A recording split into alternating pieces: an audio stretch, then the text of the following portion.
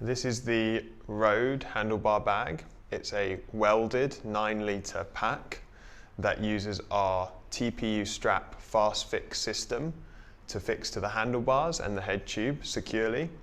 It has 2 large reflectives on the front for increased visibility, easy open single hand operational buckles at either opening, and a hidden air release valve to be able to aid packing more into the pack.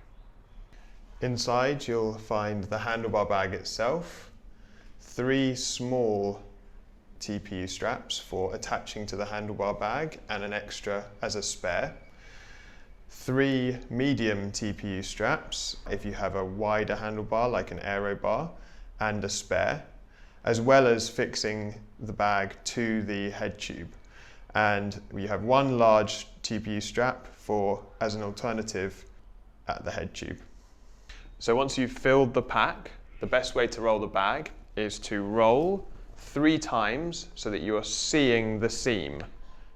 So 1, 2, 3, and there's an air valve inside the bag that will allow air to come out, and then you clip over the other side so the clip button is facing out, and that is how you close the bag. So on this bike I have a 31.8mm handlebar.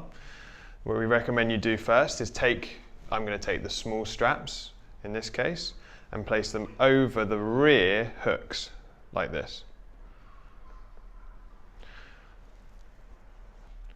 So once you've got the handlebar in position, you can use the straps to come over and lock the bag over the handlebar.